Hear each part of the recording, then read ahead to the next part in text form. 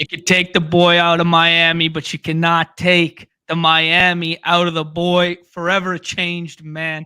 Out with Miami, Nez. In with Miami, John. We are celebrating BBM Advancement Day. We have a regular season champ. No half steppin'. Actually, a really good screen name. And Dog Bowl champ, John Kuruc. Love to see it. Incredible weekend. We had so much fun. Joked for so long, maybe not joked, but suggested for so long that this was the platform of the people. After this weekend, I can definitively say this is the platform of the people. I'm going to bring in my guy, Nez. We're just going to call him runner up at the Dog Bowl. We're not sure how close he came. He came really close. Runner up. Not even runner up. That's disrespectful to Beretta and Sacrilegious, who finished second and third. But we had fun, and that's all that mattered. And we made a lot of friends along the way. Also, we're off to a hot start because your quota for like incorrectly saying a name has already been hit with the title. You didn't even get the username right of the guy that won the Dog Bowl. No, get out of here. It's Kuruc with a C at the end. What?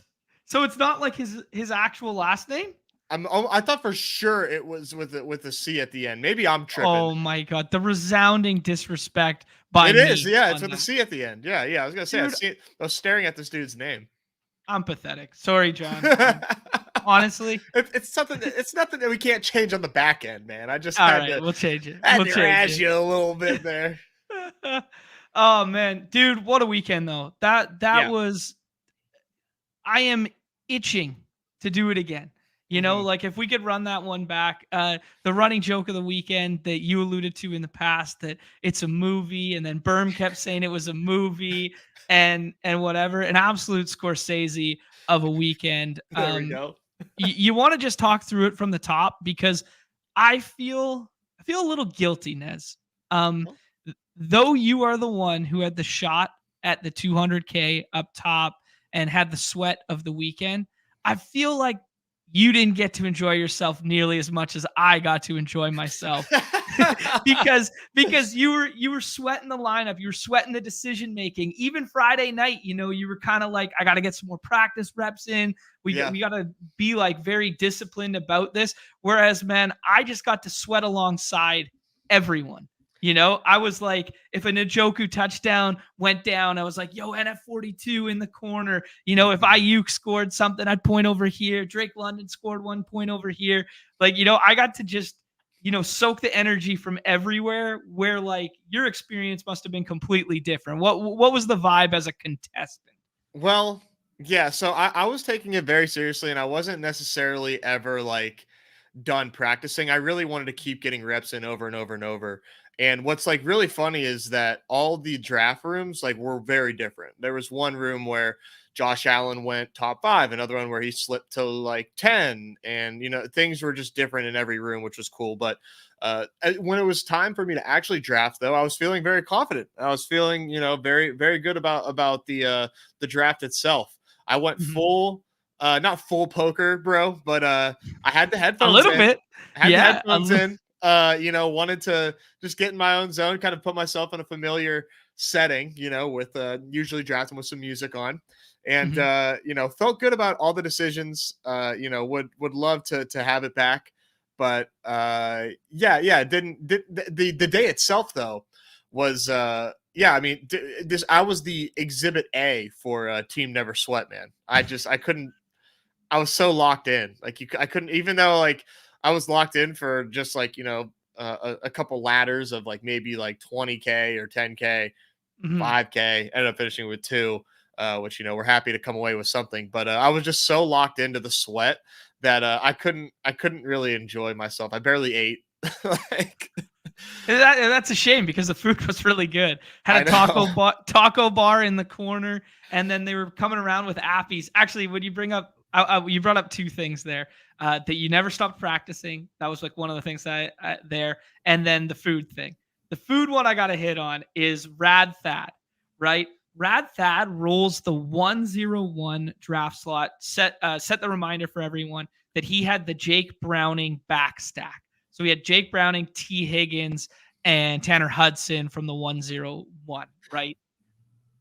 He was kind of not hiding. He started the day in the front, sweating at the big screen, right? Where red zone's on at the front.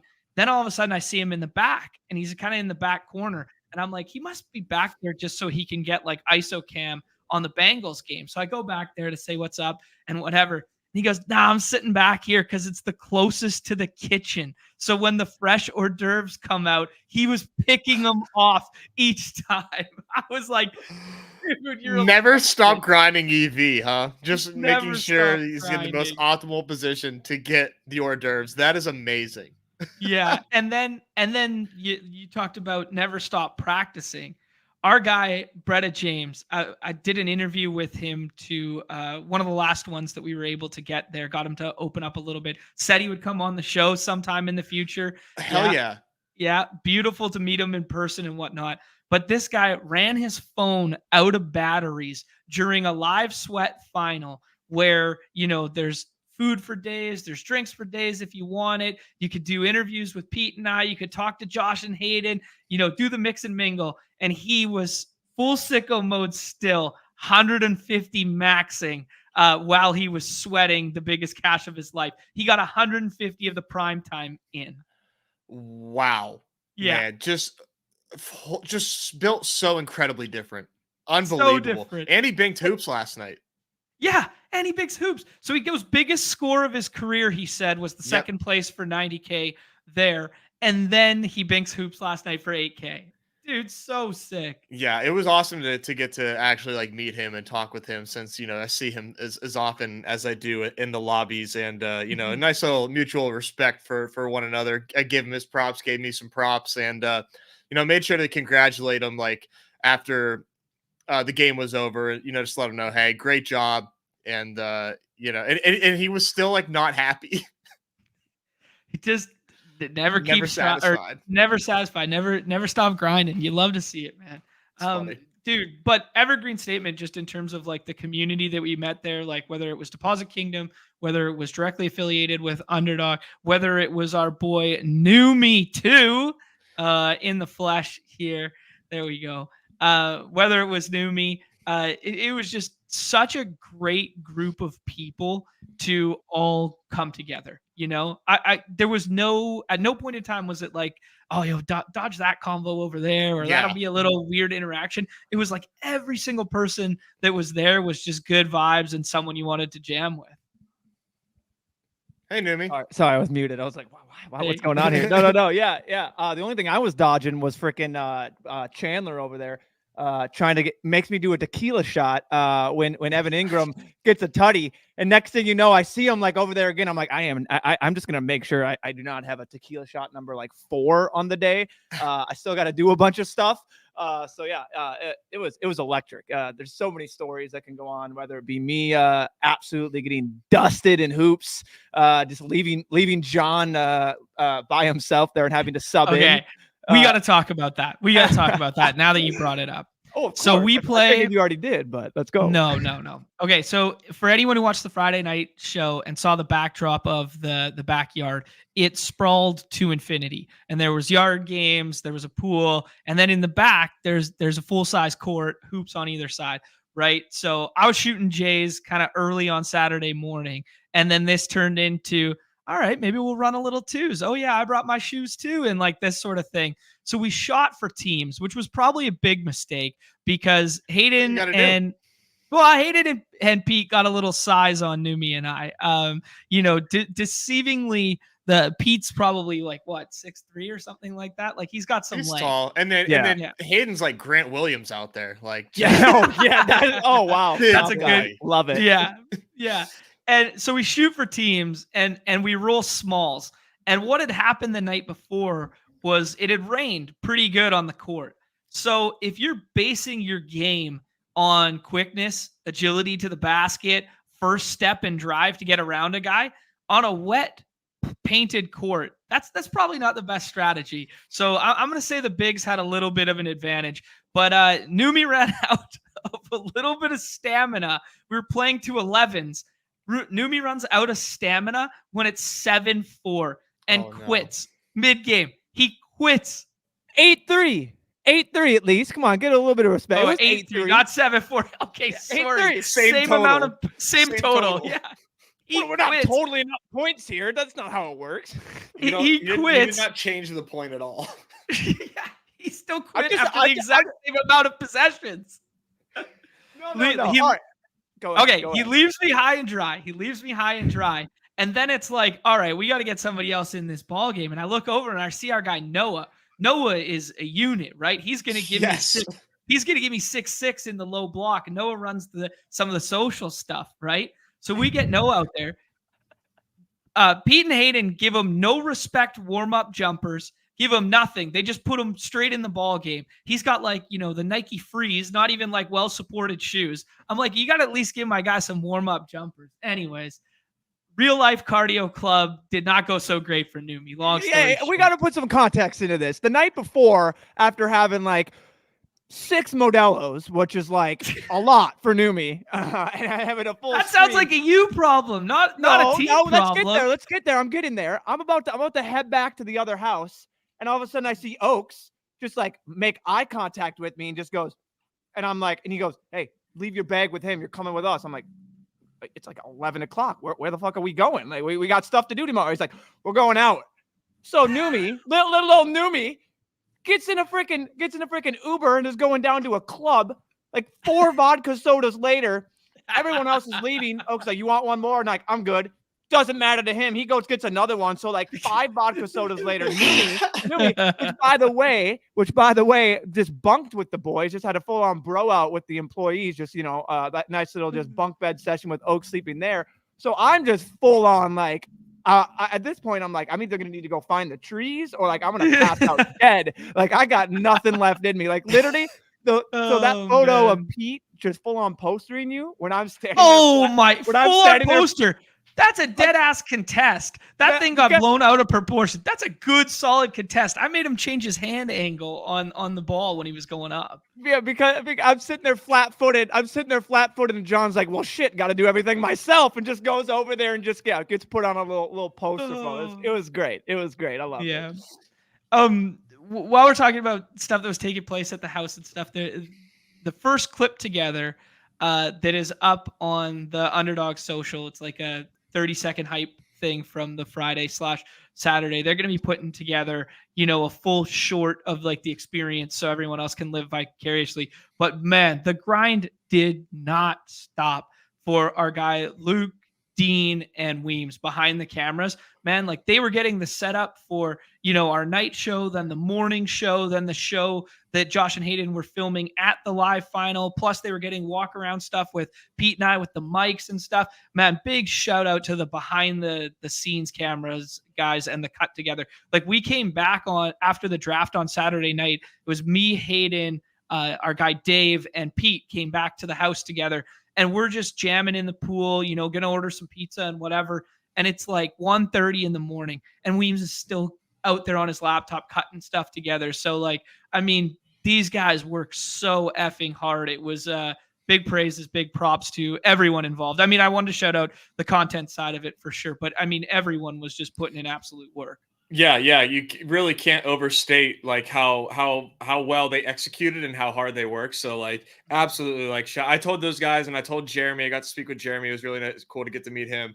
Let everybody know those dudes were kicking ass. And it was they did a great job. So yeah, shout out to them. One of my favorite stories of the weekend, our guy here, CR Blake 2 Chandler was he had, I guess there was 4 of them on Saturday night there for the actual draft. And then Sunday shows up.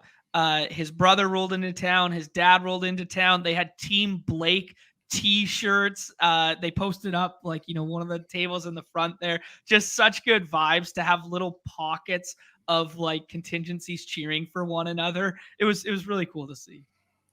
Yeah, that was awesome. I actually flew back with Chandler to Dallas.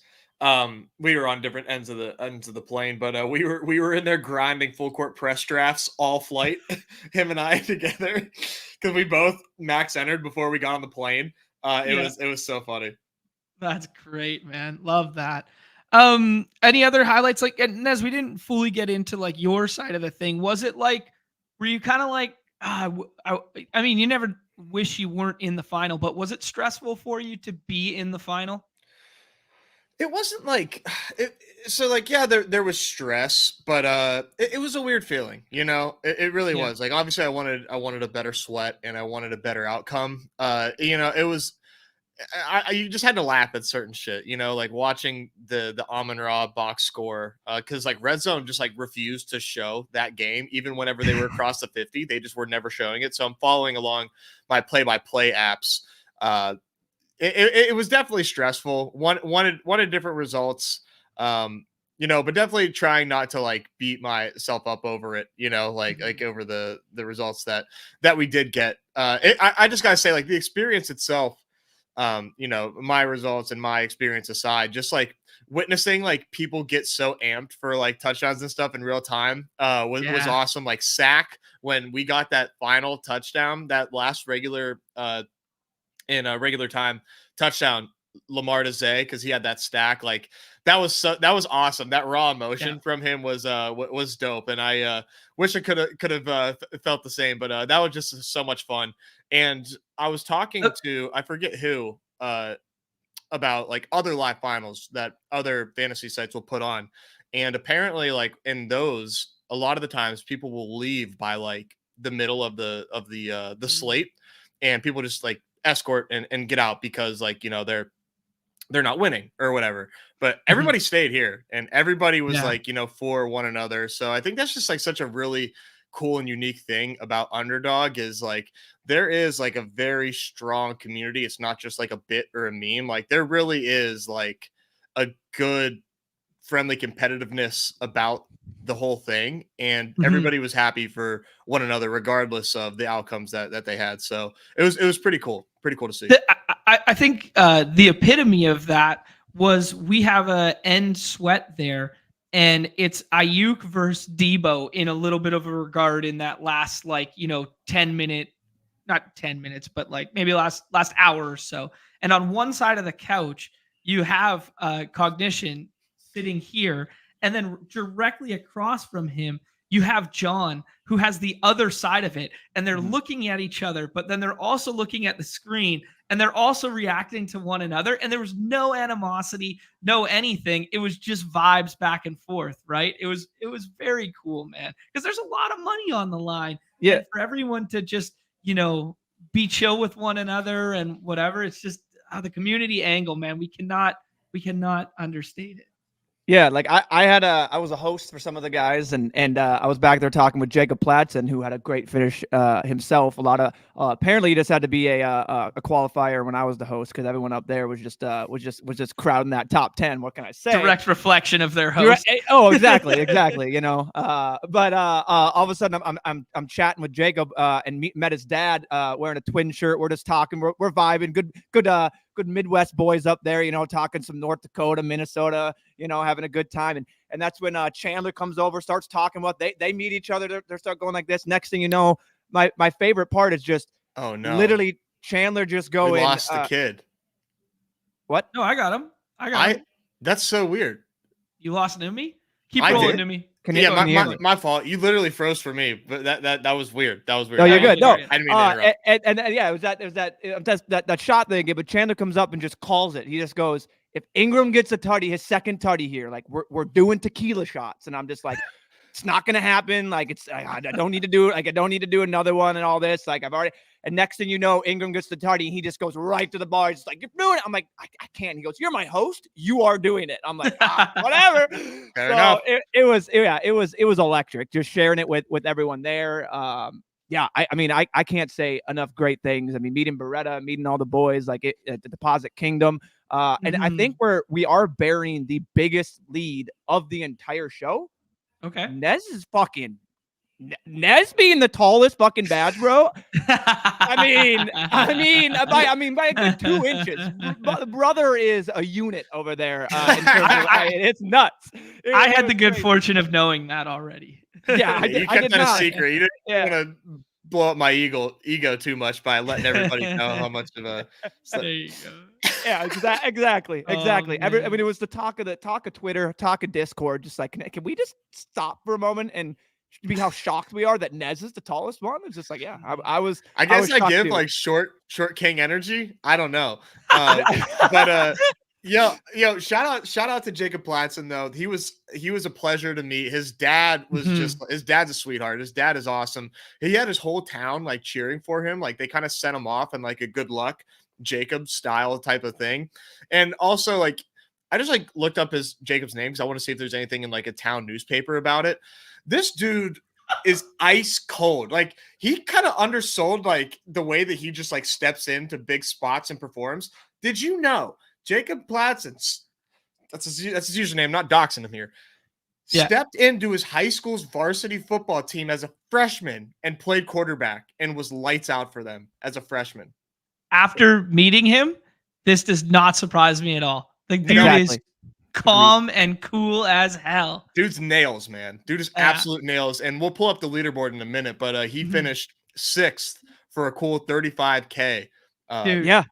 Sweating the micro sweats with them was great. Like, you have like, obviously when you know you're not like you can see by the end, like I'm kind of boxed out. I'm not going to get that first, but I'm back there. I'm sweating the micro sweats with the boys. Like, hey, they can move up a little bit. At one point he was like legitimately 0.02 points away from just getting like a 5K jump. Like those little things matter. So like seeing Javonte getting the touchdown and all that, it was great. It was great. But yeah, no, his dad, just real quick, like I go up, I'm like, hey, it was nice to meet you. I go for the handshake. He puts his stuff down. Hey, we don't handshake around here. Just goes for the big old bear hug.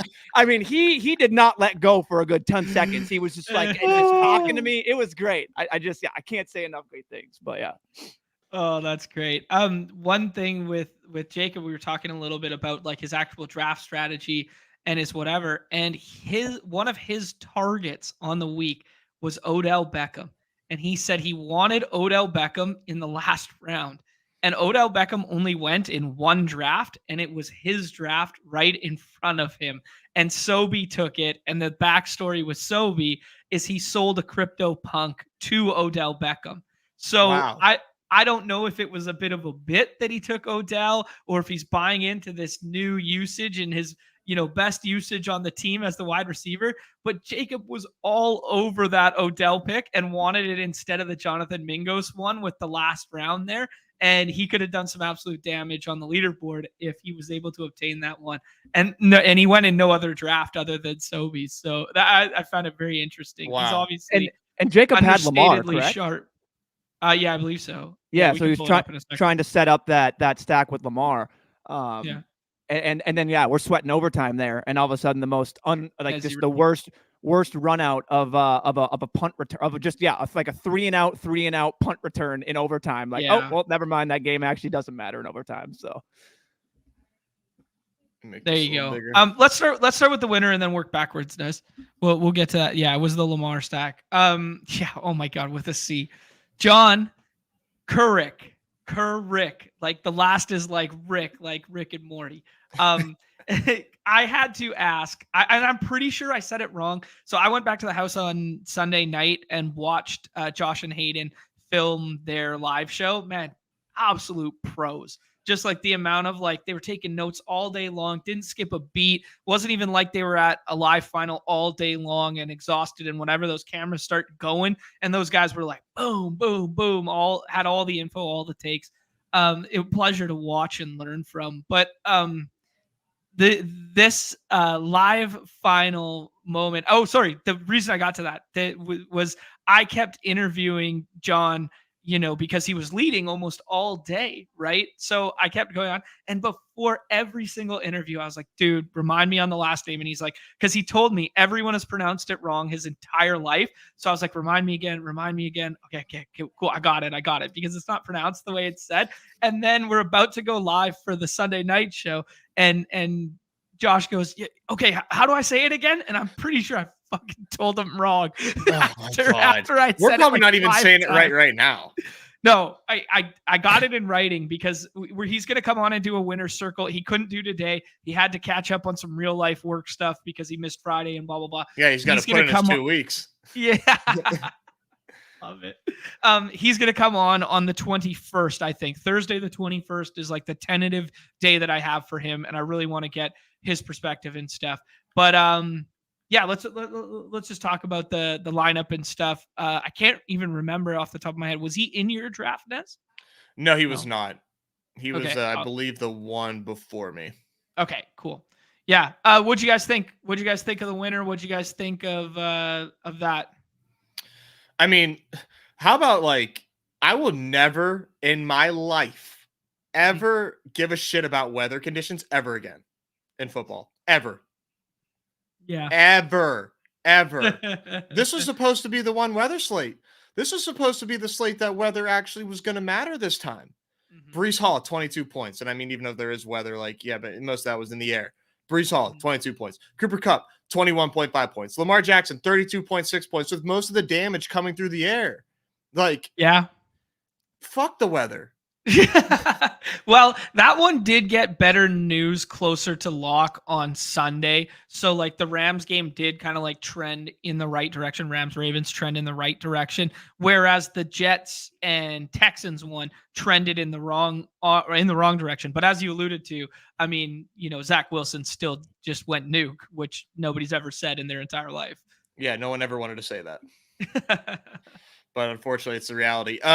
Yeah, so what like, I think there's one thing just real quick. Sorry, it's like the story that we kept talking. I mean, with Rudman and all this, as the tight ends went off, is like, holy, it's just the no-name tight end week, the no-name tight end week, the no-name tight end week, and he gets there with the number one tight end. And you can correct me where I'm wrong, where he went. I know he was 2 in ADP. I don't know where he went in this draft, but like, that was the theme that we were telling ourselves over and over, was just like, could you imagine if someone just went Flacco and Njoku at the end and just nailed this, or the Browning and all that, and which we'll get to, but like, just to see Kelsey in this winning lineup, that's one of the major standouts for me. Just as we kept talking about, this was the slate of just the no name, the crappy tight end scoring, all these tight ends. So it is. I think it's also funny. Like, I mean, we knew the disparity between these drafts and like the main slates were going to be different. Man, first place in the goal line stand this week was 143 points. Right. I mean, yeah. Just really crazy. Yeah. So 30 points difference between the goal line stand. And how many total entries was goal line stand this week? Do you remember? 5,000. Well, right. 5,000, like 600 or something like that. So yeah. So yeah, it ended up filling at closer 5. To... It filled at like 5,000 even. Okay. Cool. But yeah, pretty wild. Yeah, I mean, Pete kind of talked about it on his like portfolio review, but it really was just like, who the first round was just filled with so many duds. So depending on like how you drafted there, like you were able to like thankfully avoid them. But yeah, it is kind of crazy that like Kelsey got like outscored heavily, and but because all those other people that nailed tight end had landmines at their other first round picks, like it didn't even come close to mattering. But I mean, no ill will, of course, by any teams drafted. I mean, we know what the stakes are. No one's in here like drafting bad. Right, this is just an excellent team, and I mean, capitalize on the weather FUD with Cooper Kupp. John, you and Pete tried to put the Falcon stuff in my ear all week long. And I was just a couple picks short of missing a Drake London. I think he went right before me in my draft. Do you guys remember when we were sitting on the couch Friday night? I don't know if you guys remember. John, it's literally won't leave my head. It won't. Do you guys remember who just was like, hey, we should just do one little bit to close off the show? Who's everyone's favorite late round? Where is it? Do you remember who said Drake London? Do you guys remember? Well, I'm sure it's you, since You're breaking up. I can't hear you. Huh? I'm sorry. I don't. Yeah, since we spent honestly, like 45 Desmond Ritter, minutes on Bucks Falcons, it's got to be you. Okay, we spent 45 minutes on Bucks Falcons, and Mike Evans scored a touchdown from 20 yards out, got both feet inbounds. They didn't review it, and it didn't end up counting. So we would have got that Mike Evans one. And Desmond Ritter missed a wide open little flat route to Bijan Robinson at the 2-yard line that was like clear as day, and missed him there. There's 2 more touchdowns from that game environment. That was the game of the week.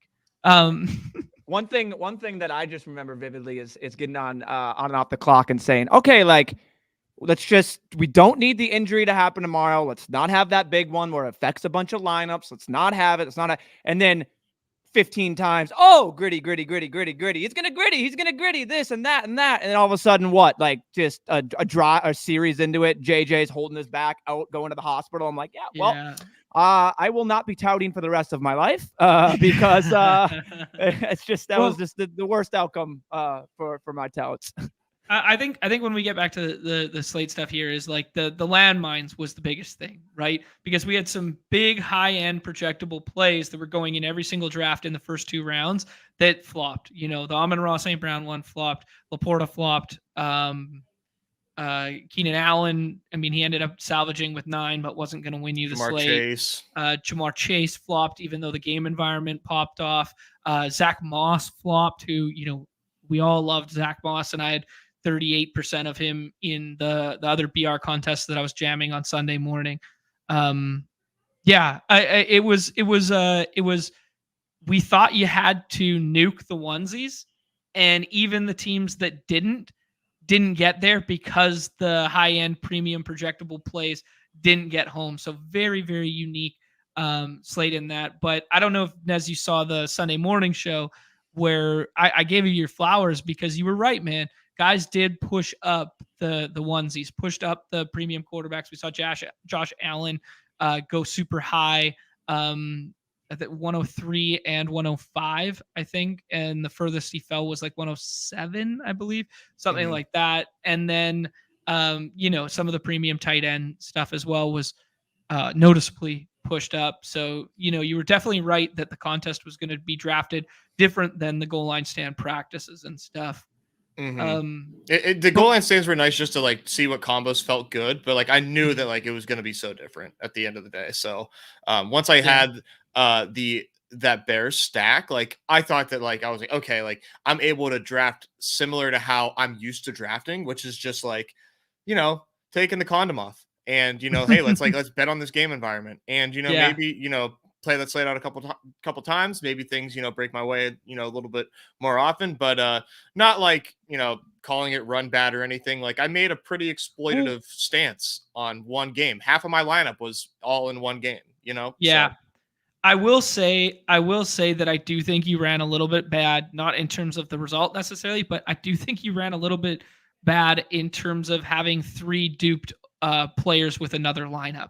Because that was the highest, and they were contrarian in nature. Like, isn't that crazy? Yeah, it is crazy. Like the fact that you did the scroll the F down in the 5th and 6th round to Keaton Mitchell and Jacoby Myers, and then you ended up with Fields, Kmet, and Keaton Mitchell being duped was just beyond me. I was oh my God, I feel so bad for my boy. Well, not and Nezzy, I'm not trying to like say what you already know, but like I mean, for the people that weren't there, like the Kmet just missed for the tutty. The DJ Moore first ever rushing touchdown. Amon-Ra literally dropping like 3 balls, 2 on the one drive that would have continued. Like it was literally just like they were just like, hold up. Yeah, fuck Nezzy. We're just not going to get this done for him. Like it was we just went with the, hey, I know you know this already, but let me remind you of all the shitty things that happened to you. We're on a show. We're on a show, my man. Yeah, well, let me just gone without being said, Newbie. I'll build off that, Newbie. What's really funny is like, so I thought I had my wife there with me. She was, my good luck charm. She was there, kind of calming me down, and it was her first time like really sweating an entire slate, and she was locked in. And and 2 things that were funny about this. One, I thought that she would hate the experience because we, kind of got, blue balled and rugged on our, on our day. Not the case. She ends up downloading the app while we're there, creating a Hey Bria Jones username, and she's like, all right, like I'm in this draft, and then like she's firing off pick'ems. I'm like, what are you doing? Like, are you not going to ask me about these picks? She's like, no, look what he did in his last games. And then she did the NBA draft. I need to see how it did. I didn't check her app. And let her be exhibit A that casuals love the projection column while drafting.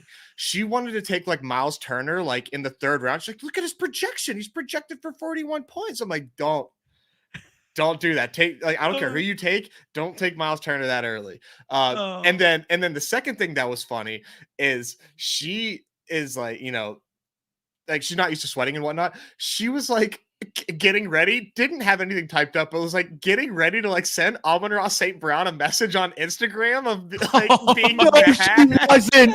Oh my God.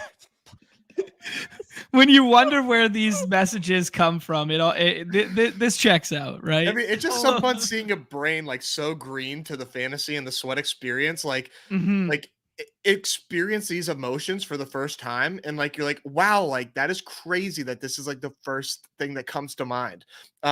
Obviously did not send anything to the guy, but just so funny to witness like the brand new experience to this, and like, it was first time GIF meme, but had to share that because she was a great sport throughout the weekend. Not normally an extrovert, but she did a great job in my opinion. No regrets on the weekend. That's great because there are 2 first-time stories that rolled right into this as well. I'm sure our hardcore community has heard already, but it was awesome because when people were rolling in, they had to sign up, and they were at the front, and I just stayed at the front while they were signing up and just like ask a couple questions, say what's up every single time someone new came in, and learning that one of the contestants, Baby J, he qualified in week 1 there after using the Cameron and Mace show promo code, only did 1 draft for $10. Then they raised the price point on him, so he stopped drafting when it was $50 or whatever. That is so awesome. Yeah, he qualifies week 1, then comes out, and he brought like big time energy, was celebrating everything. So good to see. And then another guy, college kid, who did a drunk draft in his dorm room. I can't remember, week 4 or 5 or something like that. Had Amon-Ra St. Brown on his team, didn't check his team, and then just found out like a day later with the money in his account that he had won. Instantly withdrew it all, did no prep for the draft other than copy pasting ESPN rankings into the platform. And then just shows up. He drafted Jonathan Mingos in the last round because he's a Panthers fan. It was just so goated to see. Yeah, it was so goated to see like the ends of the spectrum because you see Sacrilegious does a show, you see Crutches, like you see Dave affiliated with ETR, you see Crutches doing mass volume every single day regardless of sport, and then it's same with Beretta, and then you juxtapose it to these first time depositors, first time guys getting seats as well. It made for such a good experience, and I just want to say the attention to the details. Like just the little stuff, like the napkins on the tables, the couch cushions, the printing out everybody's lineups that got them in the qualifying, and then putting them all the way around the room on easels, like it was Art Basel or whatever. Basil, yeah, Basil, the same kind of like vibe that weekend around the exterior. Just so cool, top notch job. Anyways, I could go on and on. Actually, I'll go on one more thing. Okay. The actual celebration when John won, he was waiting for definitive zeros on the clock there, then finally celebrated. Jeremy coming up, the champagne, popping the confetti. Rudman had smoke machine going. Did he ever? Oh my Lord. He made sure that tank was empty. Like, yeah, dude. And then we hand him the bowl, and I was standing right there. They're getting the zoom in, and he's got nothing to drink out of the bowl. So Nez is like, "Is that your drink, John?" And I was like, "No, it's fine. I haven't had a sip yet." I take the straw out, dump it in the bowl, so he's got something to. He didn't care. he didn't care. It was so good. Little rum and coke for the boy. Yeah, it was great there. And so great to meet the community. Oh, Chad's hanging out here. So great. Had great conversation in the second half of the games with him, Wu-Tang Killer Bees, and Chris G and Chad's wife. Just lovely group of people that I was hanging out there for a quarter or so. Yeah. Oh yeah. Chad lives real close to me, so I had to FaceTime his kiddos too, who apparently are big Numi 2 fans, especially Duncan. So Duncan, if you're watching, what's up? How's it going, buddy? Go to school. It was great there. That was fantastic. And then I just want to say, shout out to anybody and everybody. I know we had at the end of that Badge Bro stream when we were doing the leaderboard. There was like 55 of you in here just watching a leaderboard get updated. So you could follow along. That was awesome. So just shout out to the community there just to follow along. It was the whole experience was just amazing. So dude, here we go. On record, we could have a vouch here that Chad said I hadn't had a sip. It was a fresh drink. It was a fresh drink. There you go. He's saying that you're lying. No way. No. That's what he said? That was a lie that John hadn't had a sip. It's all right. Oh. It's all right. Oh, that's funny. Yeah, you know, we're part of it. We're part of it now. Man, just so fun. This is a good idea from Run Good Rick, something that we talked about along the weekend there. Just driving the opportunity to get some satellites to get people in here if the price point's too high. But another thing we talked about at length, and actually we spent a lot of time at like 2 a.m. in the pool discussing, the potential inner workings of what it would be, is just getting a live draft thing together where you don't have to qualify to be there, because there are so many people of the community that were kind of living through vicariously us being there this weekend. And I mean, I learned firsthand that I'm not yet a content creator, because I think I took like 4 pictures all weekend. So I'm sorry for that. I will do better next time and start filming stuff and doing that sort of thing. But just another event where we can get, everyone who loves this platform together again and just draft together. Not necessarily that you have to qualify. You can just find your way there. Yeah, no, I think that they are, I hope that Underdog looks at this weekend as like as a really big success, and that they start getting their gears churning for future live events, because it would do really well. And there's still a lot more people that watch the show that we hang out with in Discord that haven't yet met. And, we got to get together again in the future. And I know we will, but it was awesome. So once again, just thanks to Underdog for a great weekend, and definitely got to run this thing back. Absolutely.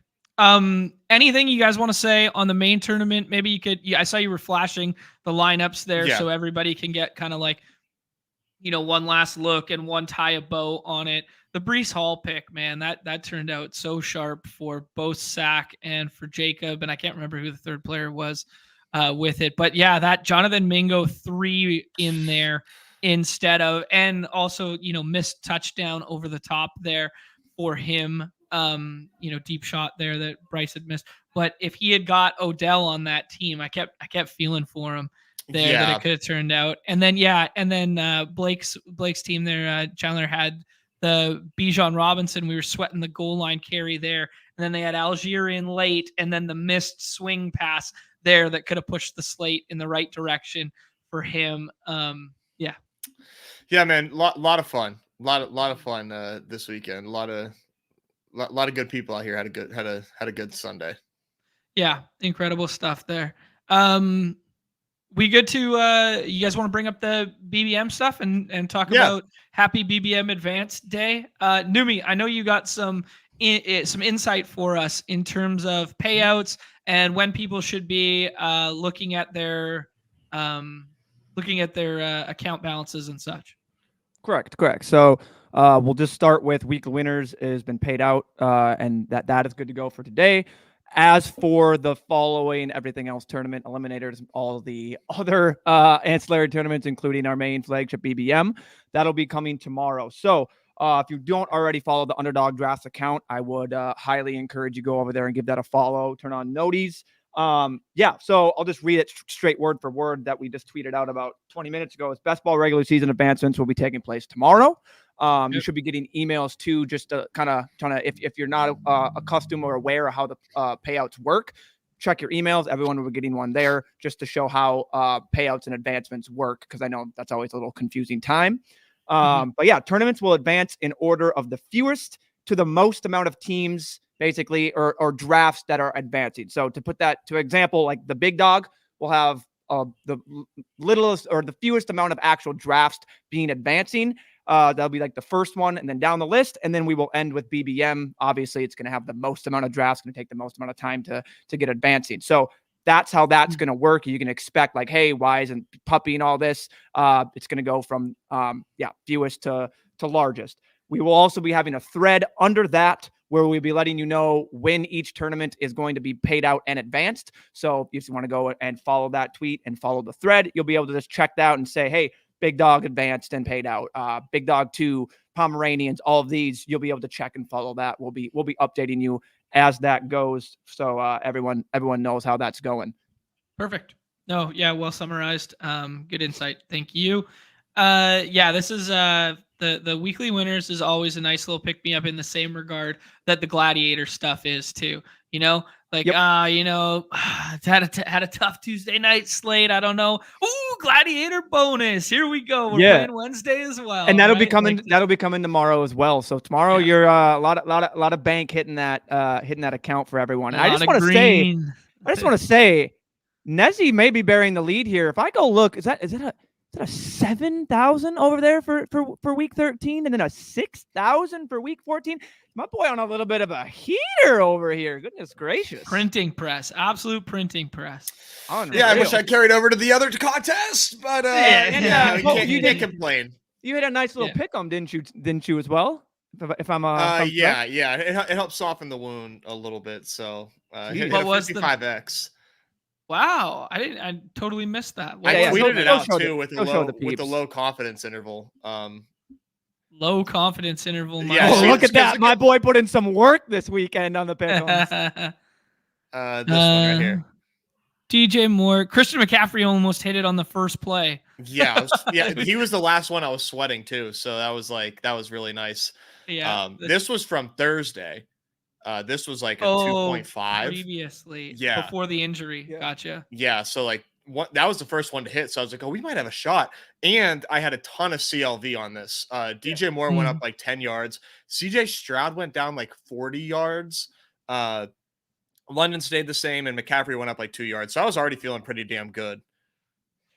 John, did you hear when Nezzy came over to us when we're standing? All of a sudden, he comes up and goes, so I put a lot of hedge pick'ems for my dog bowl lineup. And he goes, but the one that I like left out the most was or that you added the most was like Justin Fields. So it basically buried you on there. So all of a sudden I'm just like the most on brand thing to come up on Sunday. Nez hedge, baby. Put a lot of hedge pick'ems up there.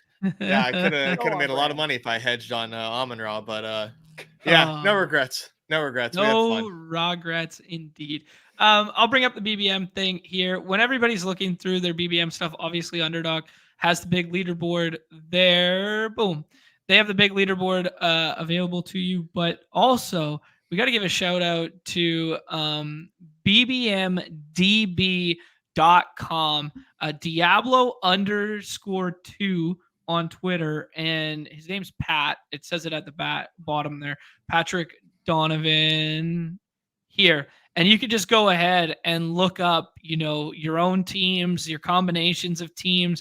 It really makes the sweat experience a lot better going forward because, if you have, 10, 20 advancing teams or whatever, you don't know what you're cheering for, just go ahead, type in your username, type in the player name. Unfortunately, I typed in Tony Redacted and nothing came up. So I think maybe the model might be slightly broken, but yeah. Here is our 500K BBM4 winner. No half stepping, a absolute masterclass in the 0RB build and in smashing the last 5 rounds of a draft in the middle of the summer. That's crazy, man. He only did. I don't know if you said he only did like a handful of drafts too. Wow. I think he did 5 drafts, I believe. But absolutely crushed this. If I was going to do 5 drafts, I think one of them I would probably want to end Purdy, Dell, Edwards, Moss, Kyron. Wouldn't you? I would be okay with that. I think I could live with that. Oh my goodness. Pass me the crystal ball. God damn. Just crush this. Yeah, beautiful, beautiful stuff. Perfect. The fact that he did it without Tyreek Hill is crazy. Yeah, actually. Okay, let me pose you a question. Who is the MVP of BBM4 regular season? Don't talk about advancing right now. Don't talk about what's going to happen in the future. Who definitively through 14 weeks is the MVP of BBM4? I mean, depending on how you look, I mean, you could say like Puka or Kyron, but like for me, it's or the Texans in general. I just think it's Tyreek. Tyreek. I think it is. I think it's You think Tyreek it's Hill Tyreek? still. Okay. I don't know. Like Yeah. the most like logical, like he just, yeah. For me, it's Tyreek. Yeah. I think I would counter by saying, like, if you had Christian McCaffrey in those front rounds or you had Tyreek, like, what's kind of the difference? For me, the big separator would have been like 8, 9, 10th round Raheem Mostert. I think Mostert is the MVP, and I think that'll be reflected in advance rates. Obviously, I haven't seen anything yet. If I just had to guess who the highest advance rate player is, I think it's Mostert. What do you guys think? Yeah, I think that the data would probably reflect that for you. Happy to see my boy Courtland Sutton on this roster. Glad I got something right this season. Rachaad White, there's a reflection of something I got terribly wrong this season. Oh yeah, right, Sam, big time. Yeah. Crush that in the worst way possible. I found this incredibly comedic and on brand that Van Jefferson is on this team and he contributed exactly 0 points. It was poetic, man. Hey, that's a dub for us. I like the AJ Dillon out there, which is with the cool 13.6 points, just to help out there. One of my biggest stands out there that just absolutely was awful. So that's just poetic to me that he ended up on that. Oh, I love it. So great. Community kind of agreeing with the Mostert stand here. Still Tyreek, Mostert. Yeah, like the 195 from there. Austin suggesting Kyron potentially. Yeah, I mean, the weeks in which he played, imagine what his output would look like if he hadn't missed 4 weeks or whatever. Like, he's got 144 points from the very last round in that, like, in the middle of summer, we were talking about a 1v1 of him versus Zach Evans. I know. I mean, I quickly got off the Zach Evans stuff, but didn't get on enough Kyron. I mean, I didn't see this. I mean, for the love of God, I did not see this. But yeah, I mean, Cam Akers was going 4th, 5th round. Like, the fact that the starting running back at the beginning of the year for this team is now, well, injured and out for the season on the Vikings, but just seeing like this, like everyone talking up, there was one of the most like polarizing picks was like, are you on Cam Akers? Or are you off Cam Akers? And the fact that he was going at that turn, and it's like, actually, nah, Wave, we're just going to take the guy in the free in the 18th round was actually the correct smash decision. So. And now they get the Commanders in week 15. I mean, Jesus, he's like, wow. Kyron and Puka are likely to have some really strong impacts on this first round. So excited to take a look at some pods once they're released. Yeah, that's a really good shout. Actually, I hope I'm fading those guys in my pods because I know I'm low exposed to them. In an unironic twist of fate, guess who was in my highest scoring top 10,000 lineup, gentlemen? Your boy Tony. Oh yeah. Tony Redacted. Oh yeah. Who would have thought? Did anyone have a high scoring one of their own? Like, what was one of your guys' highest one? Did you get a top 10 K lineup in there? You're shaking your head, Nezzy. No. Oh, no, that's how we wanted it. Yeah. Sleepers, right? Low owned. Owned. Yeah, we're selling ourselves the unique angle now. That's right. I don't want that Raheem Mostert chalk anymore, man. Achan's back. I want Tony Redacted in the final. Goddamn right. Shout out to our guy Copper Prices here, who showed up with the Tom Selleck get up, leaning into the Miami bit with the floral stuff. There was some good linens going around there. Hayden was wearing the white linen style one, GME holder, so on brand. Just for his username to meeting him in person. Same thing, button up with the shades and stuff. People really leaned into the Miami stuff. It was dope. Yeah, it were some really good outfits there. That was funny. Yeah, and good jersey collection. We saw NF42 Nick show up on the draft night with a Joshua Palmer jersey. Yeah, how about that? Who was in his qualifying lineup, and the reason that he was there, that deep shot to Palmer that seemed inconsequential in the middle of whatever it was, week 7, 8, whatever, paying homage to his previous team. I love that so That's much. Sweet. There was one, Sacrilegious put it in here before there, that he took the sign home with him, the printout of his I forgot team. mine. Oh, that would have been dope to have. I know. I wasn't thinking until I talked to somebody. I forget. It might have been Chandler. Yeah, I was very regretful. So hopefully somebody hung on to that for me. That'd be clutch. But yeah, rip me. Yeah, it's Mookie bringing up an interesting point here. Not having to nail the first couple rounds there. Like, I mean, the Keenan Allen one is obviously a smash. Diggs Allen is, it's good, and they stayed healthy, and it was serviceable. Christian Watson didn't give you much. TJ Hawkinson was definitely a smash. James Cook, whatever. And then, but just, the majority of this just suggesting that if you nail the scroll the F downs in BBM4, you can drive it home. It's definitely going to help when you can find guys like that. I mean, first round to fourth round production in the last 4 rounds will certainly help you win the top prize. Yeah, fair enough. Easily said. Yeah, the Tommy Bahama, baby. I had the Tommy Bahama on, but just the T the other day. What say you guys? You guys want to talk NBA, or you guys got anything else you want to share, talk about for BBM and or Miami? No, I don't think so. I think I'm I'm ready to move on to this hoop slate, which is pretty nutty at the moment. Hoops guy Nez is back. Many are saying. Yeah, we got injury report stuff. It is like what, 5 games or 5 teams on a back-to-back on a 5-game slate right now? Something like that. I don't know the exact number, but I mean, we got a ton of Q tags and a ton of outs thus far. Do we care too much? And I know we already get people rolling out, but do we care too much that it's back-to-back when they've had like 4 days off? For some guys, you might care, and like like Jamal. What do you do about Jamal Murray? You know what I'm saying? Yeah, no, good. Yeah, no, good point. Good point. Because my first thought was like I saw people worried about back-to-backs, and I'm like, dude, like my first inclination was like, do we even care? Like with them having a good 3-4 days off, this kind of being like a mini All-Star break in its own right, and like, but no, that's a good point. I wasn't actually just thinking about that, and I know we got big news that came in, but yeah, sorry, go ahead.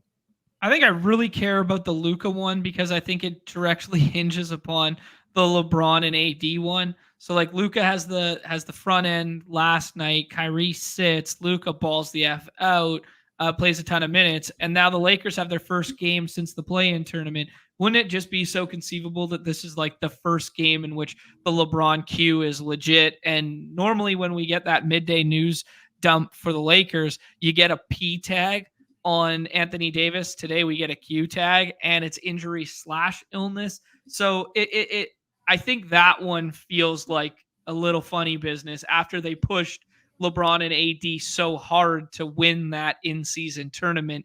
Couldn't you see them just being like, all right, let's take tonight off, and in turn Dallas goes, oh, let's take Luka's night off, and we can just roll out Exum, Hardy, and Seth Curry. Yeah, I mean, I still think that LeBron and AD are going to play, okay. But it is a good point. Like they've gotten enough time off that I think that this is just, the typical Q tag that we always get.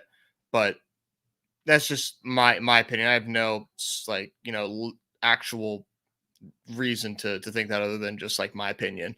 Okay. And if you are drafting. As of now, you have to assume those guys play. You can't just fade those 3 Q tags and expect to make money today, regardless of how the slate plays out. Yeah, that's fair. Yeah, so here I'm gonna have to hop off here, fellas. But I just want to say real quick before I do, there is a new contest out there for hoops that's going to be a staple that I think is really fun for anyone that wants to dabble in a nice single entry, really small field, small everything. It's called the mini hoop. We're just going to turn and burn them over and over again. It is, you can pull it up there. So 108 man, win 100, top 15 place single entry. We're on the third one. Those are going to be turn and burn every single day along with the buzzer beater. I think it's just a fun thing for anyone that just wants to try it.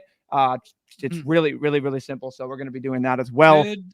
Good barrier to entry contest and good protect, inexperienced users from the max enterers style contest. Yeah, no, exactly. And I think that's the one thing that we are going to continue to do. And I love over here that we're doing is like, we appreciate the max centers. You have your big contests, you have your other ones, but like, hey, not everyone's available to do that. And they still want to get on the sweat and feel like they're on an equal playing field. So definitely more going to be coming. And then I know we're on hoops, but you can check out in those new best ball playoff best ball. Yeah. We did the same thing with basically bringing the buzzer beater and the hurry up into action. It's going to be a staple. You're going to have a $3.20 max for most best ball contests as well. So the mitten, cool. Everyone knows that. The big mitten, and then, the new little mitten as well for everybody. $3.20 max. Get in there. $60. Like, it's perfect.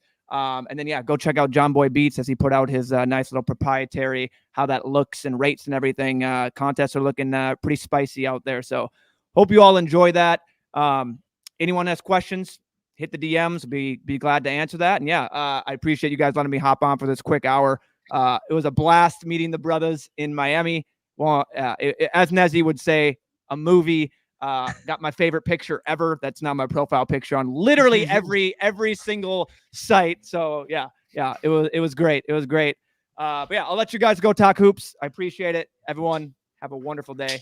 Love you all. Go Deposit Kingdom. Go Badge Bros. Go Underdog. Peace. Peace. He loves that picture now until I continue to meme the shit out of it. Yep. I am going to make an absolute meme out of that thing every single time I possibly can. GMs are coming all the time with that thing. I'm going to make him hate that picture.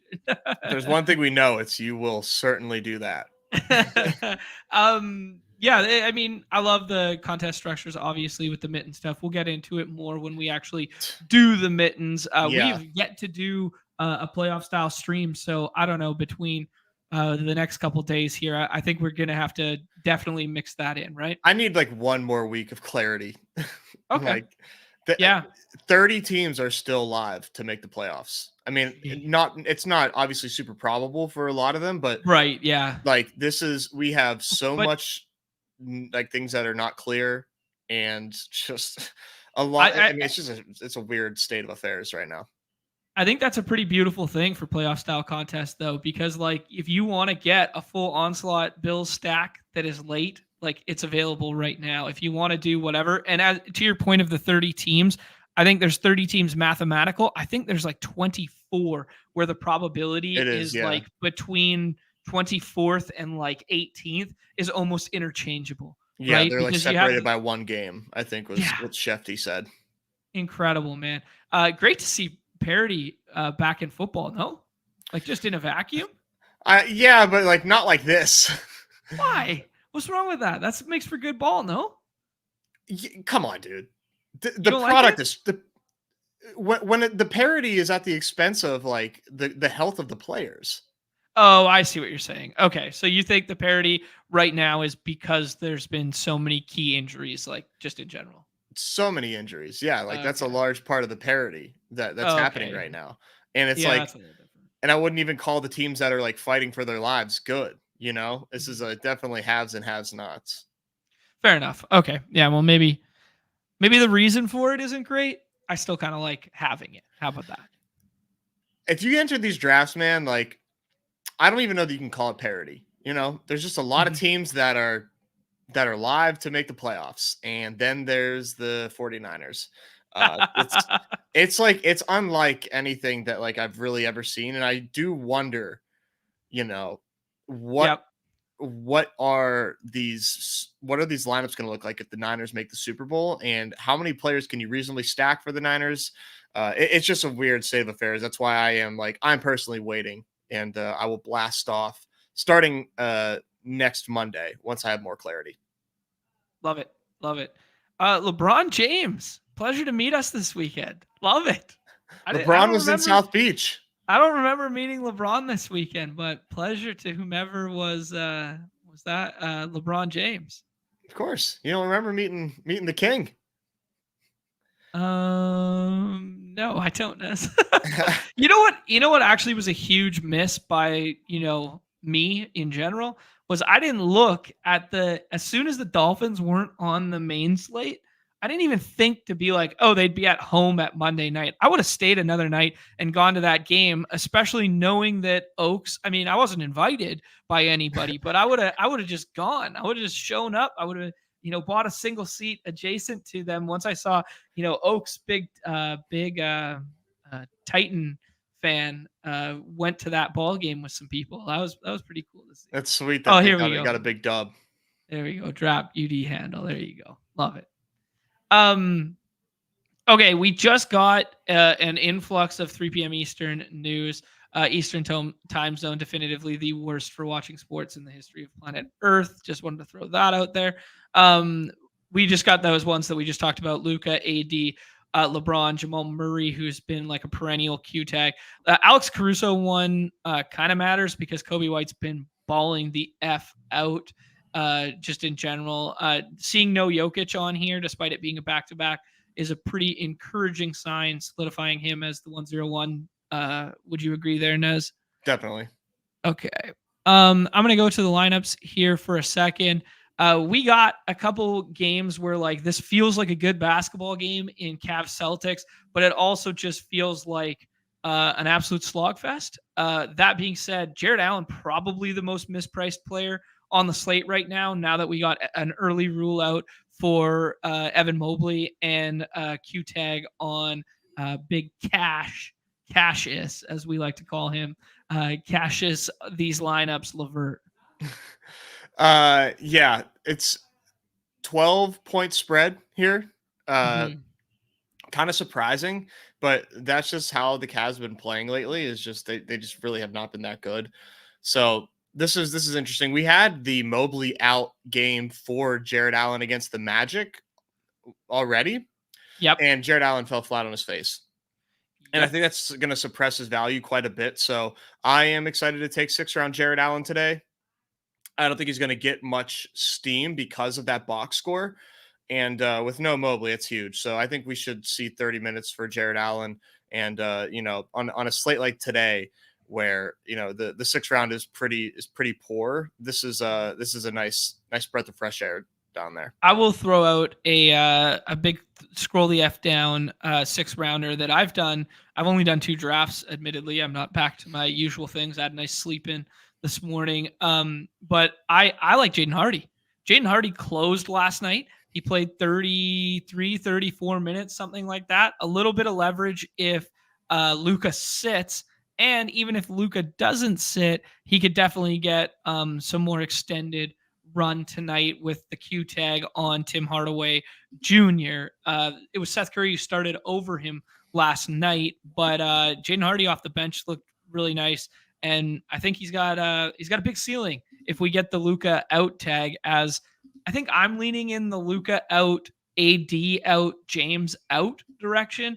But it doesn't sound like you're in that same camp as of right now.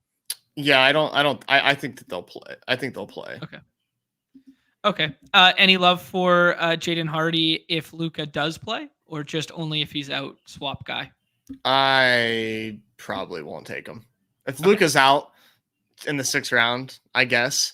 But I am a big Jaden Hardy guy in real life. But this Mavs team is weird. It's like Luka, Lively, obviously Kyrie when he's healthy, or nobody for me.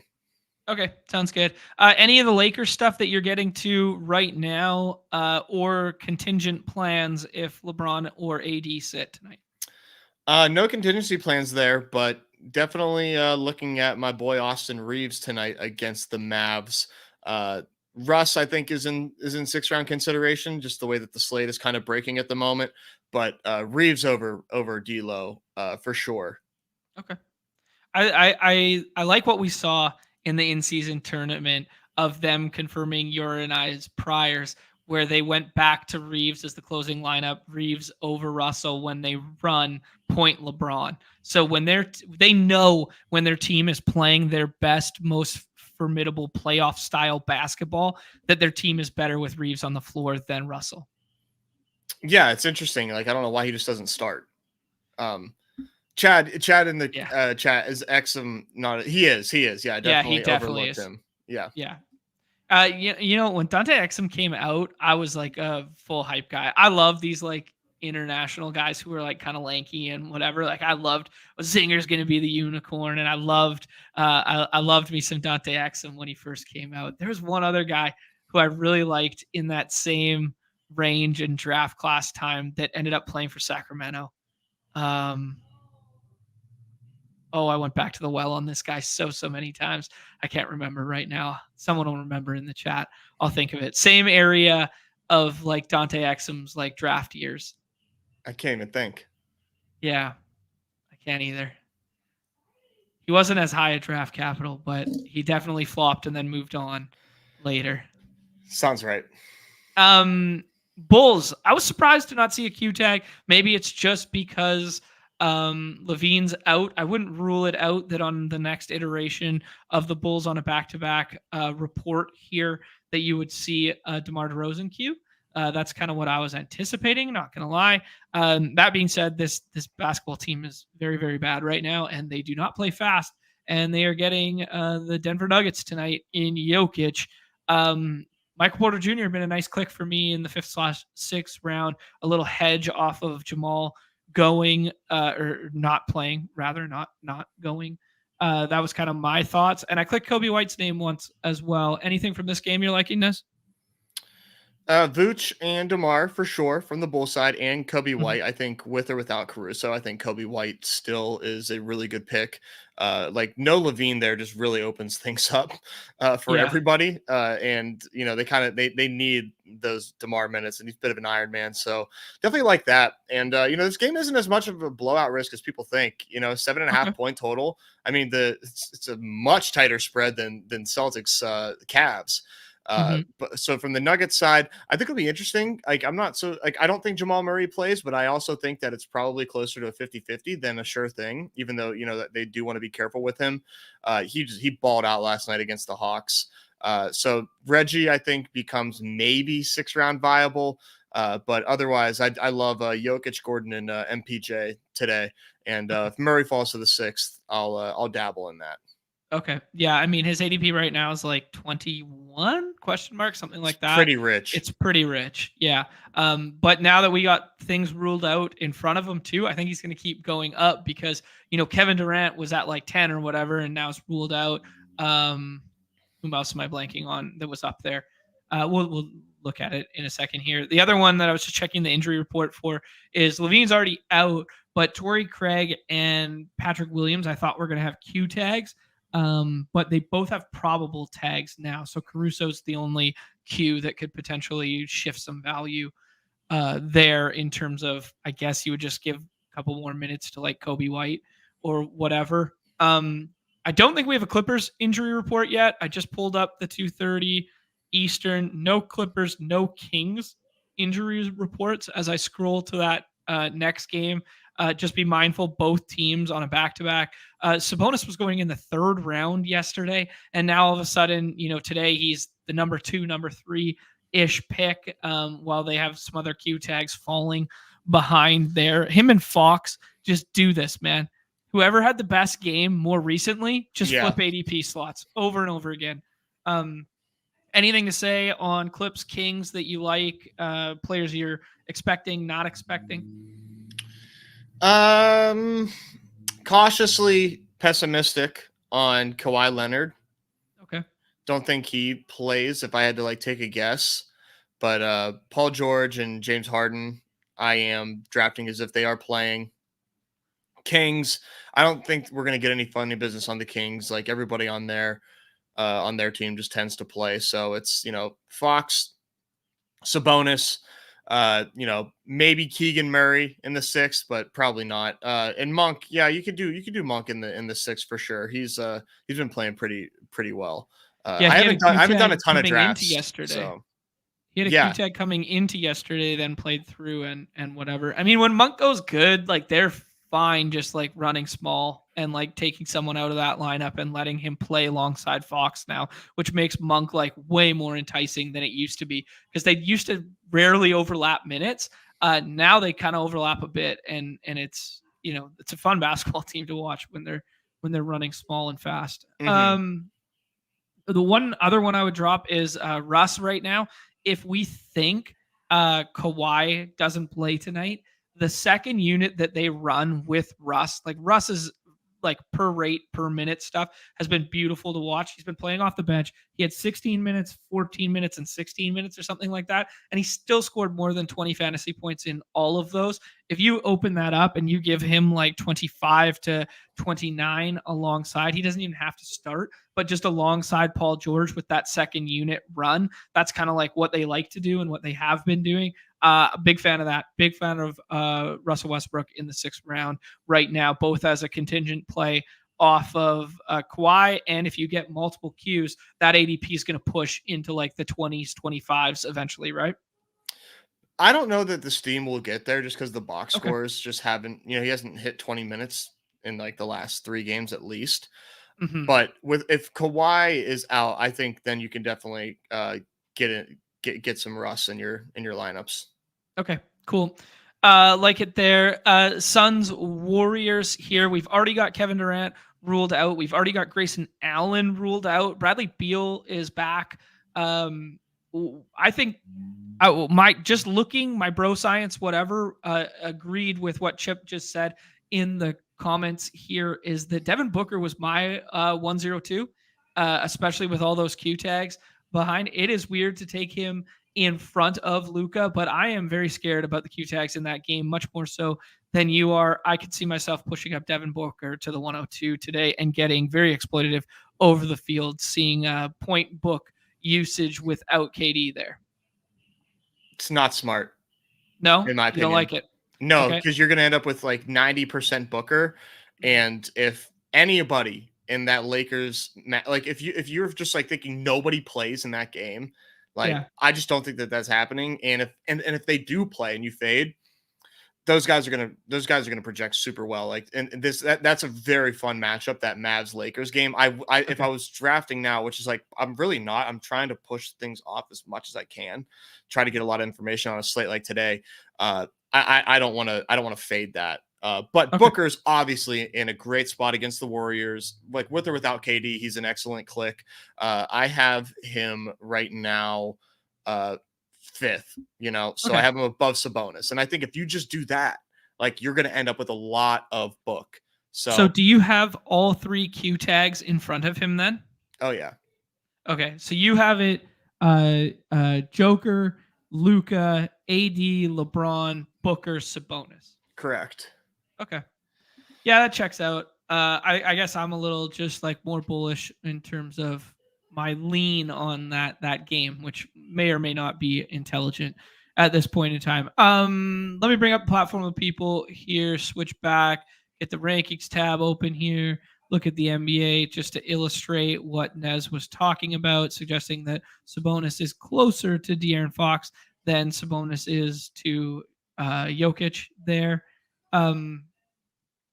Yeah, I kind of agree with this front end here. I agree with Tatum being behind against Cleveland, 2 teams that have a propensity to play some pretty good defense when they see fit and not play overly fast. Big half court offense teams. Where this slate gets fun, Nez, is what we're doing in this next huge tier, all the way down to 25, and then the scroll the F downs. Do we have any leans? Do you have any guys who you look and go like, yeah, that's mispriced relative to the field? Let me look here. I do really like Kristaps a lot more than the field. Yep. And with Evan Mobley now being out, you take off some good length in the low block, who has ability to block some shots and give some bigs fits when you have both the twin towers on the court. When you remove one of them now, you could definitely get some nice switches off the high side screen and roll to Porzingis, right? Yeah, I mean it's not like super fun to like try to pick out which of these Celtics are going to be the guys you need, but I still think Kristaps has a pretty nice range of outcomes on this slate. But who else are we looking at here? I think if James Harden plays against the Kings, that's gonna be a lot of fun. I do expect him to play. Okay. And then Nurk. I've got a pretty bullish rank on Yusuf Nurkic tonight. Okay. Yeah, we've seen Nurk ball out in games without KD this year or without Booker, and they run like more of like a 2-man game. I don't think we've seen a game yet with Beal, Booker, Nurk without KD. I might be wrong on that, but I'm fairly certain we haven't seen one of those games yet. So the usage split, not going to know too much about that. Yeah, but usually pretty good matchup for big men in a pace-up spot against Kevin Looney. But if he gets a little more of that Draymond treatment, maybe not as favorable. But yeah, I like it. Yeah, and like that range is just it's so condensed. It's really tight. From Kobe White to like D'Angelo Russell, just as looking at projections. That's like like 6 players there that are separated by like 2 projected points, and then you go from Exum to Max Strus. That's 10 players that are separated by 3 projected points just by the projection blend I have with stochastic and ETR. So things are just really, really condensed, which is like fun. So if you have leans on these guys, take some stands because I think most people are going to be playing it pretty flat. So if you had to venture a guess in this range, biggest beneficiary or future riser today, who in this range would you suggest? Let me see here. Probably. Let me throw out a couple names. Ready? Mm-hmm. Jared Allen, Max Strus, Russell Westbrook. Yeah, about that. What do you got on Max Strus for me? Nothing profound other than just no Mobley. Yeah. All right. I think he's like the same as like a lot of guys on this slate, which is like, I really don't like drafting slates like this because there's just really like, it's hard to discern who's going to be the guy you need back here. And this just smells like somebody here is going to put up 50 and just absolutely break the slate. Anytime there's a 6 rounder that when the 6th round looks this ambiguous and somebody pops off, I mean, it's inevitably a guy you need. How many minutes do you think Beal gets tonight? That was my question for you. I think the fact that there is no KD, no Grayson Allen, etc. There was one other one. Sorry, I don't want to just speak out of turn. Little and Lee, not as big a factor to his minutes and stuff like that. I don't think. I like my conservative brain is just like, yeah, 28 makes sense. If he's truly like full go and stuff like that, I think 33 range of outcomes. But he hasn't played basketball in a while. So, and he hasn't been healthy at intervals. Like he hasn't had a healthy stretch at any interval this season. So I think they want to be cautious with it. That would just be like my bro science take. He belongs in like the 16 through 18 range. If you think he gets 29 minutes, if he gets like 34, he probably belongs a little bit higher. I think they would be very silly to give him 34 personally, just because this is a chronic back issue and he's something he's just dealing with forever. Like they really do have, if they have title aspirations, which they obviously do, they need to be careful with Beal. I would probably put him, I would say 28 is probably the most I would expect him to get. Now, what does 28 Bradley Beal KD list minutes do for you on a slate like this? I think you just kind of put him just above, maybe just behind Draymond Green, because Draymond Green has been a pretty good 6th round fantasy player for us this season. And I like this matchup against Phoenix for him quite a bit, just from a distributing standpoint. So I think he's a fun 6-round pick. I would probably flip-flop him and Beal once I start drafting. It's a tough one, man. It's a tough one. Yeah, it is. Yeah, it is. Do you have any lean on Celtics guards? I'm gonna go ahead and hop in a draft here, Nez. So let's go ahead. Shut it down at about an hour and a half. Club Top Shot coming on. Had the good fortune of meeting Andy this week, and obviously Pete, whom we've been able to spend some time together with in the past. There had a lot of fun with both of them. I gotta cross Clay off my list here soon, man. Yeah, we got to get him out to one of these events. Absolutely. Yeah, so many good people this week. I would be remiss if I don't want to keep shouting people out because then I'll forget people, but I had a great time with Ryan Hodge. I had a great time with Hodge. Oh, man. Hodge is such a good dude. Yeah. And Herzig and I had a really good time. So Justin Herzig was their former BBM champion, the inaugural BBM champion. We sweated all 3 drafts because as the drafts kind of went, each person had to be, or each group and their +1s had to be escorted out of the room so that the boards weren't being shared and there was no, not privy to any other knowledge like that going on. So there was only 30, 40 people, or maybe about 50 people hanging out that were eligible to see all 3 drafts in real time. So it was very cool for me to see the difference in each, but I was sitting with Herzig for a good portion of that, just talking through, the picks as they went through. And that was a lot of fun to just have someone on his level talking through, the range of outcomes of the decision-making that was taking place in real time. Yeah, those drafts were sweaty as hell. Yeah, they were.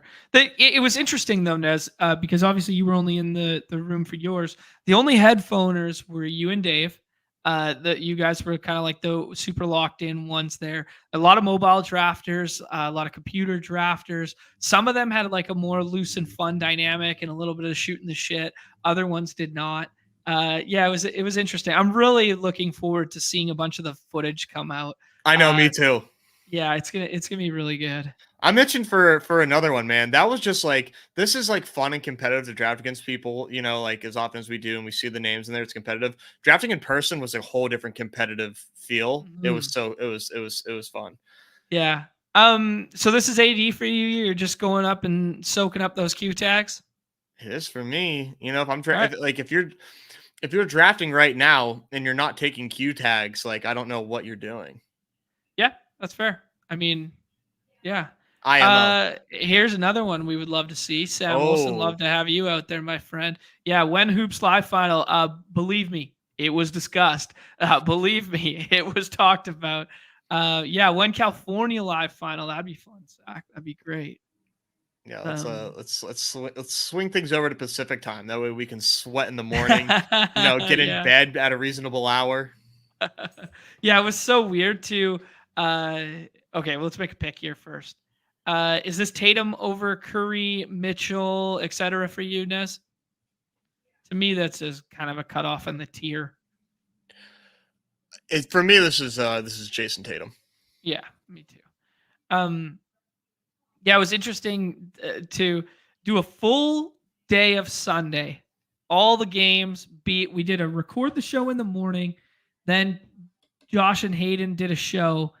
Then we went to the venue, watched football. Then we watched more football. We had breakfast, lunch, dinner. And then we came back to the house, Josh and Hayden filmed another show, their Sunday wrap-up show, and then turned on the TV. And there was still a quarter and a bit of the Sunday night football game still on. I was like, what are we doing out here with these game times?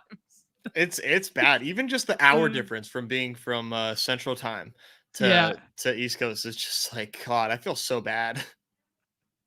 Chip with his crazy ideas as always. Live eliminator like Squid Games. Lively, if AD is out, love that shout. Derek Lively's been playing some good ball and gonna get a lot of minutes tonight. Eric Gordon, you like Eric Gordon tonight? I can do a little Eric Gordon in the 6th for sure. Yeah, I mean, if you want to project only like 24-ish minutes, 25-ish minutes for Bradley Beal, you could see Eric Gordon finding his way to 32 tonight and making that a pretty good 6th-round pick there. Yeah. Who else we got? Wow, yes, this is a bold call. He's probably a member on like his 3 burners.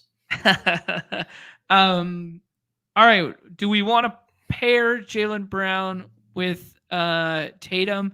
Do we like Garland with Mobley being out? Do we like pushing up someone else? Garland's been kind of balling. All right, let's do it. I just think it does feel really gross to take Tatum and Brown. Not that it can't hit, but Garland is a fine pick. Yeah, it feels much thinner to pairing the two there. Yeah, there's not much of a difference between Jaylen and Garland today. Okay, I like that shout. Projections. I'm broke. I love that.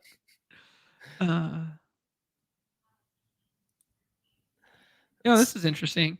You can't join on your phone. Yeah, it has to be on desktop for whatever reason. Oh my, that's brutal. Yeah, not low. All right, this dude just straight auto drafting? I wonder. I'm not sure. KC's finest. Assuming he is.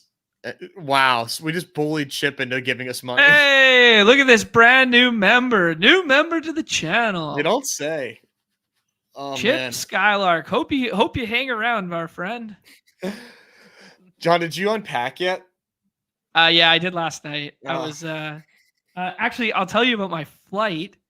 Was the Miami airport crazy when you were there? Awful, insane because of the Art Basel, whatever. Yeah. Is this Kobe White for you or Nurk? You alluded to liking Nurk. Okay. Yeah, this one's Nurk. You can let Nurk kind of slide to the to the 4th there, and but then you got to capitalize. I went to the airport with Luke and Hayden at 5:45 or something in the morning. Shit. My flight was at 8. It would have been really close if I had made it by getting through security and stuff like that.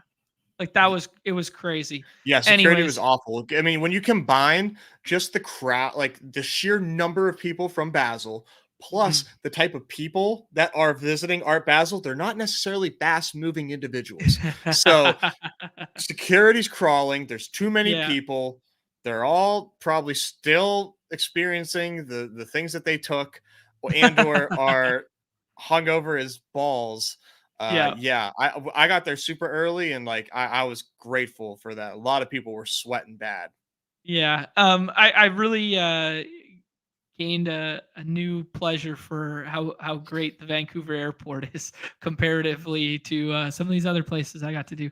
Anyways, I got an email while I was standing there that my flight had been delayed till 8:45, and then I had a layover because there's no direct flights back to Vancouver from Miami on Mondays for whatever reason.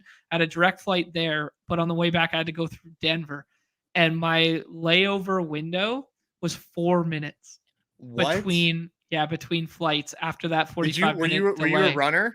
So I dead ass sprinted from A30 whatever to B55. Denver airport's huge too. Bag over my head, like not over the head. Fucking dude, I was huffing and puffing. I got to the lineup. There was 2 people there, and they're like, "Are you John from the blah blah blah flight?" And I'm like, "Yeah." Like, "Thank you so much for like waiting or whatever." And they're like, "We sent you an email that we were gonna hold your spot." I was like, I didn't see it. I just fucking busted ass. Dude, sweating his ass off. Beal falls to 28 in this one. I like this. I really like this Michael Porter Jr. pick right here. Same. Yeah. If he had like a 30 ball, he would probably be going in the earlier 5th. But he doesn't have a great box score there for his last game, I don't think. And a smash spot, which is a big shame. But we'll take it. This being a little hedge on Jamal sitting, plus like I just like it. Obviously, like it more if Aaron Gordon didn't get moved up to the probable tag. But I really like that. And I think this person on the corner is auto drafting. So I think we're going to get my favorite 6th round pick as of right now back, which I would have I would have considered taking over Michael Porter Jr. at this point in time as well. Yeah, this dude's gonna. I like Zoobs today too. So Okay. good for him. You like Zoobs in general, yeah? Yeah, against the Kings, it's good. It's a pretty damn good spot. Okay. Who else is there? Okay. I mean, I would be cool with like Aaron Gordon in drafts today for sure. But if we get, I mean, Jared Allen, I think I would probably take over him. This is a nice little squad we built. Which reminds me, I got to see how Bria's team did last night. I'm pretty sure it cashed. I just all right. didn't know how you gotta tweet it. Save the roster and tweet it out. I want to see that. Yeah, this guy got D-Lo. Yeah, Chad alluding to the fact that he would have taken it. You already said the name. That I think Jared Allen becomes like a fifth, maybe borderline fourth pick once all the dust settles in the next couple hours here. Yeah, I'm surprised he's still available here. Yeah, I think people have just been burned from the Jared Allen games in the past. Yeah, I ran pure as hell on the flight back though. After running my ass through there, obviously got one of the preferred. I got one of the preferred seats with like leg room or whatever. One of those ones, not first class, but just like a little bit better. And it was a aisle seat, and there was no one in the middle, but beside me. And other than this really cute small fluffy dog, she just put her dog on there. Yeah, so it was pretty legit. So I just got to. So pure, man. So pure. This is awesome. Had an Apple card for $150 Apple card from Credit Card Rewards. That's 20 months of value hound. That's guys, so good. Slip the Apple gift cards into your into the old grocery cart there, and just give it back. There you go. Right, love that so much. Yeah, you can get 20 months of Value Hound, or you can get 10 months Badge Bros, 10 months Value Hound. Yeah, your choice. Your choice. All right, man. Great weekend. It was super fun hanging out together. I wish we got to spend more time together. Admittedly, I spent way more time with Pete and way more time with Josh and Hayden and the Underdog staff and stuff. Oof. Because you weren't hanging out at the pad. You were at the other spot, so you were hella focused on getting the deed done. Sorry it didn't break your way. You built a very nice squad. You gave yourself a chance, gave yourself a path, bro. Love to see it. Love to see the growth of both of us, Underdog, and you on a personal level. Your game. Much respect to your game these days. I've been looking at the John Boy Beats hoops report there, and finding your way to a live final. A lot of big pats on the back in that regard, bro. Yeah, thank you. I will say, getting props from Beretta James would definitely like hearing everybody else say like congrats and stuff. Like, yeah, like thank you, I appreciate it. Getting it from Beretta James himself, like saying like, hey, like I see you.